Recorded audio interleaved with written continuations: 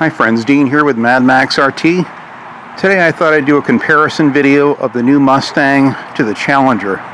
Now this is a 2018 convertible Mustang and a 2014 Challenger, so it's not quite, a perfect comparison. But I thought I'd compare them both through where you could see how they look and do a walk around. Took my Ram in to have some service done. My Avis Rent-A-Car gave me this brand new Mustang. I was hoping they'd have a convertible Mustang, which they had, since they didn't have a Challenger. You can see Mustang's a little shorter than the Challenger. It's not quite as long. It's a little lower to the ground, it looks like.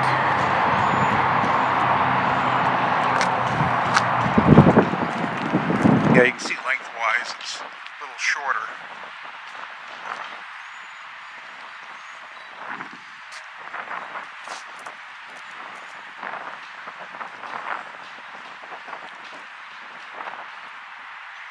It's a good car. It rides okay. It's a little stiff compared to the really comfortable Mercedes E-Class ride of the Challenger. But I thought I'd take the Mustang on a drive and kind of do a comparison. Challenger's a little dirty. I've been driving it for the last couple of weeks. The waxing held up pretty well on it. It repels a lot of the dirt and road grime off it. They're both good looking cars, I had a 1967 Mustang Fastback GT with a 4-speed. It was a 390 car with a 302 put in it. And I've never had another Mustang since then. I've had many Fords, but just never one of the newer Mustangs.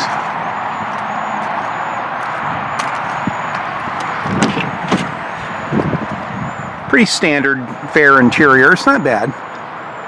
I like the fact that they kept, the old Mustang twin bulge on the dash and the gauges and everything. It's nice.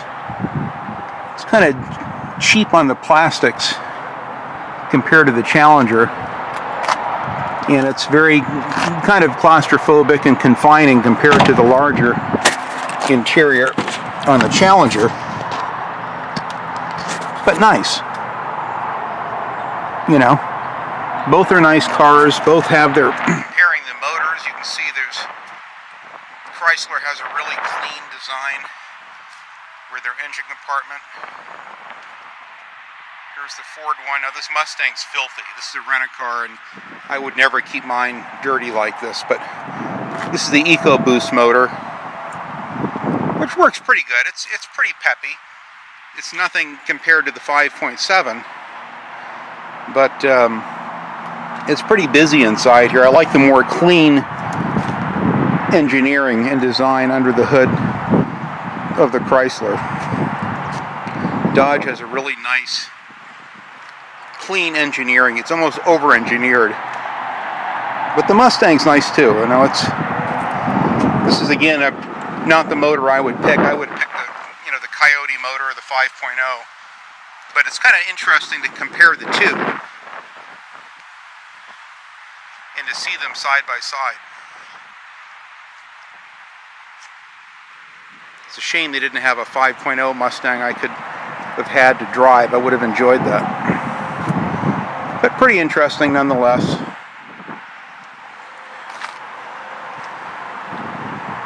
Yep. I like to keep my engines very clean, and this drives me nuts to see all the dirt and grime and leaves and stuff like that underneath, but you get the idea. So, but overall, it's a nice, this thing rides nice. I mean, it seems fine. I'm happy to have something, nice to drive for a day or so. They're doing an airbag recall on my truck. Plus I'm having my special complete bumper-to-bumper inspection so they can maintain my lifetime warranty on my Ram, which is rare. It's one of those kind of rare warranties where it's only good. They only had that for a couple years, and then Dodge apparently, has done away with it. So if I ever need a valve job 10 years from now, it's completely covered. Need a new tranny a year from now or 20 years from now, as long as I keep it, it's covered, which is a beautiful thing. That's why I haven't put a computer on it yet. I've left it pretty much stock, except for the exhaust and the cold air induction, but that neither one of those violates my warranty. But this Mustang is nice. It's not bad. I got to fill it up with gas when I return it. I don't care for the plastic buttons. These look like a plastic on a model, car, like, the chrome bumpers on like a model that you'd build from AMT or something. It's not bad for an EcoBoost. I mean, it kind of gets with the program. It definitely winds up nice, which is nice. Oh God, we're gonna get some rain. I'm filming this just in time. They said any minute now we're gonna get rain, so we've had unbelievable storms here for days. And this is the first chance that I've had to kind of film something like this. It just so happens that I had the car this morning. There's a nice C5 Vet. I'm kind of a Corvette guy. I've had a lot of Vets. I like them. I love the way they handle. I like their General Motors computer design suspensions are real nice. Ford has, they have a nice looking interior. I like the throwback to the old Mustangs. I think it's very cool. There's just kind of a plasticky, cheap feel to the inside of these. It's the same thing with a Camaro. The Camaro is maybe even worse in that respect. My Challenger, is not a stellar interior either, material-wise, but it just has a little bit more softer, padded, dash, and the stitching, everything seems a little bit nicer on it, personally. But it's a nice car. I mean, it rides okay. It's just, you feel every little bump. This road here has got a lot of little bumps in it, and you feel every one of them. My Challenger has a really nice ride. I mean, it's like being in a Mercedes. And it's a blacktop edition, which has the heavy-duty suspension, steering, and brakes. Now, I don't know how that stacks up compared to the SRT models, but it does feel better than just the base RT and even some of the RT Plus models that I've driven. So I don't know, maybe the brakes are a little bit bigger. I'm not sure, but suspension feels good on my Challenger. I definitely want to upgrade it with bigger sway bars, with polyurethane for sure, and then of course the Bilstein SRT type shocks I'd love to have on it. But I've rented a few of these Mustangs. I like renting them for some reason. If we ever go to Hawaii, which you're planning on doing, I probably would rent a convertible Mustang there too. They're fun little cars. They seem, I'm a big guy, and they just seem claustrophobic. It kind of closes in on you after a while, especially on long trips, anything over 90 minutes. I get a little bit concerned and claustrophobic.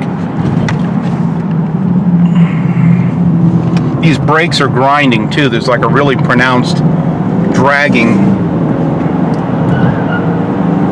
or grinding on these brakes. But other than that, it seems fine. The steering is pretty responsive. Just not as smooth. You can't beat the ride of the Chargers and the Challengers. They just have this really nice, almost like a luxury car ride, and bigger seats, more headroom. You get more room between you and the windshield, which I like. But not bad. It's not a bad car. It looks nice. The styling of these is, again, is one of those very subjective things. I really loved the styling on the 2005 and 6 and 7 Mustangs when they first came out with a newer style. I loved them. I thought the more chiseled lines looked nice. I think that this new style, the 2014 ones I didn't even mind, but the newer ones, which this one is based on, I love the back of them. I like the back roof line, looks nice, but the front of it, to be honest, I hope this doesn't offend anyone, but it looks like a uncircumcised dick. The way it kind of rounds off, and it has this elongated, flaccid look to it. I've just never liked the front of these things. Other than that, I think that they're not bad looking, and it's growing on me. The styling, like any other car, it kind of grows on you in time, but that's my only complaint with them. I love the kind of cammed back end. Looks really nice on these. That's my favorite aspect of the styling of these, and they do sit low. I like the way they sit. I can only imagine, the GT350 model would be really a blast to drive, especially with that much more power. But for someone like me with my back, I really need a more comfortable driving car, and that's why I love my Challenger. So I hope you enjoyed this, guys. Just something I thought I'd throw together while I happen to have the car, so I thought it'd be kind of a fun little comparison. So I hope you enjoyed it. Thanks for watching. Mad Max RT, this is Dean.